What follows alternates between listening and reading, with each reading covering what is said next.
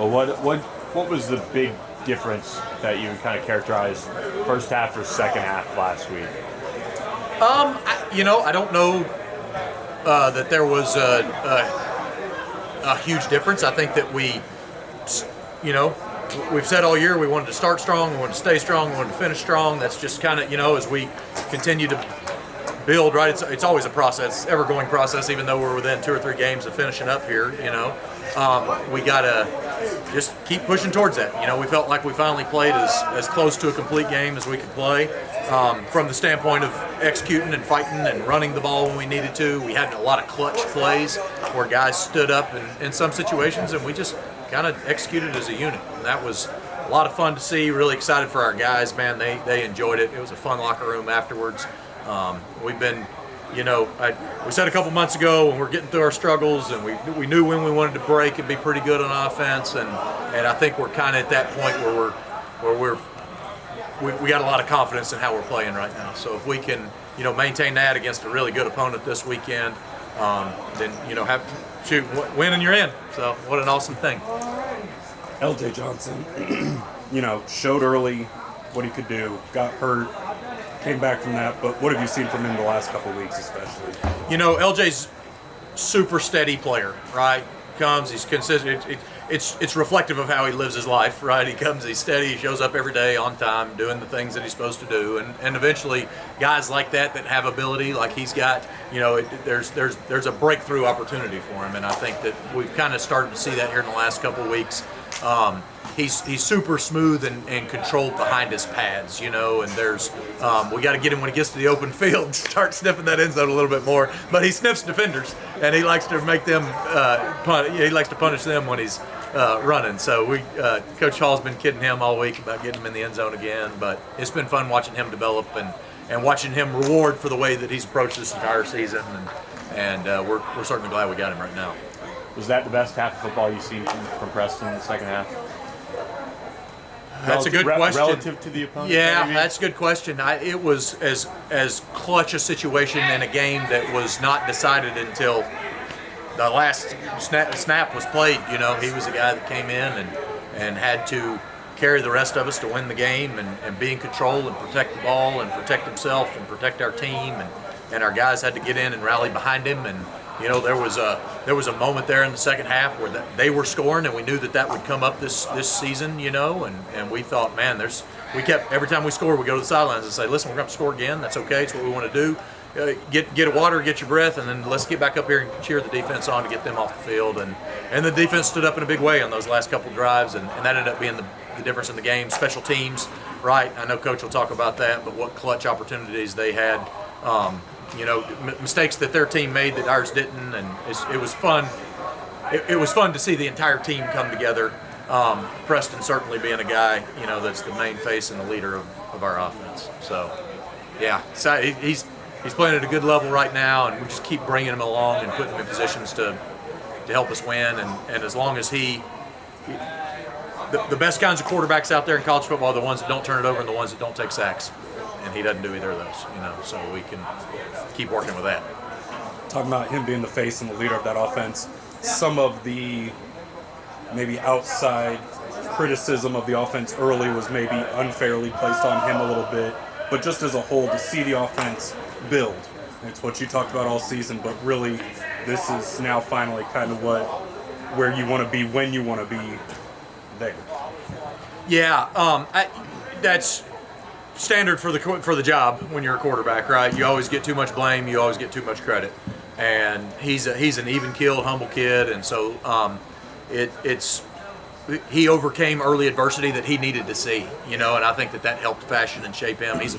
However many times he won the state championship in high school, you know what I mean? I don't know that he's a guy that's ever really experienced a lot of failure. I think we talked about that maybe in September, and so in order to be able to use that in a positive manner, continue to build on that the way that we've wanted to.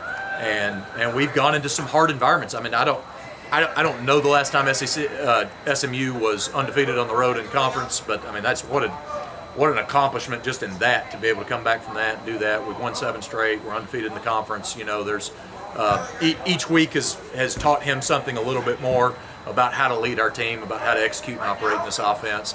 and it's been fun to watch him grow up. What have you learned about toughness from Tyler Levine? Tyler is toughness, right? I mean, they ought to name an award after him. He sets the tone for our entire team all the time, right? So we have we introduce an opponent every Monday morning, and each coach kind of has a different way to do it. Well, the guy that introduced our opponent this week was Tyler. You know what I mean? Just the guy that one, he's got some background through the military process, but really it's just that's everyone on the team. When he stands up to talk, everybody shuts up. You know, and it's instantaneous, and there's people understand the rugged, you know, his ruggedness, physically certainly, but even just his mental toughness and his steadiness and all that, right? Just sets right. He's steady as the sun coming up, right? All right, Tyler's gonna be there. He's gonna be ready to practice. He's gonna be greased up. It's gonna be we're gonna have no problems out of that. And there's some calming, I think, that comes. Everyone knows it. All right, Tyler's in the huddle. Everything's gonna be all right. Navy, like it's made about the style of offense they run, but they've got a pretty stout defense too. Just what have you seen from that on film with now their defensive head coach for the first time in a long time? I think quietly they're really good on defense. I think they're one of the better. They were a lot better than I wanted them to be when I turned the film on Sunday morning. They are obviously precision. They execute at an incredibly high level. They're very precise.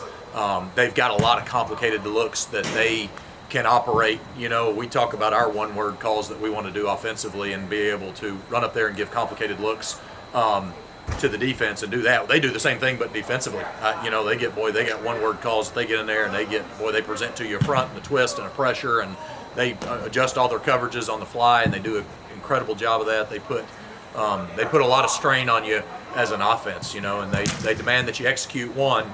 And two, they, as you know from any Navy team, it's their.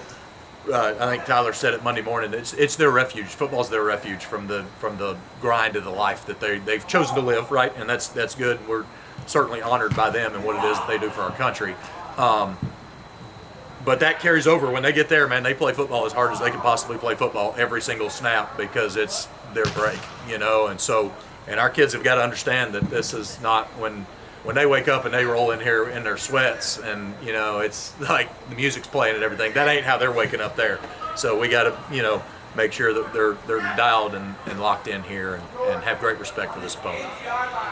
And then just kind of going off that a little bit, all year it's been not focusing on playing for a championship, getting to the championship game. Every week has kind of been building towards that Memphis game, of building up towards it. Now that you are winning in 1 week away, you beat Memphis finally on the road. How do you make sure there's not a drop-off of kind of a sigh of relief that they've got to stay that steady pace? No, that's a great point, and that's human nature would cause you to do that, right? You get those emotional highs tend to take you in different places. I do think that we have a really mature football team, and they've displayed that throughout. Sometimes you just get in rhythm, and we're kind of in a rhythm right now. They know the stakes of this weekend, right? And so the most important thing that we can do for our program in the immediate is beat Navy, right? And then obviously they're going to come in here ready to play. We had a chance to play them last year. They gave us some trouble in a lot of situations, outside of 7 or 8 explosives. They presented some problems for us defensively. So we got to do a great job of that. I think having leaders on our team like Tyler, like Preston that you mentioned earlier, we got certainly guys on defense that have stepped up there and taken an instant approach to, we're going to have the same schedule this week, even though the school's not. And we're going to have the same routine this week, even though the community's not. And we're going to do the same thing. We got an awesome opportunity to return thanks and be about what this week is about. But it hits at a great time because they all understand the magnitude of what's going into this weekend.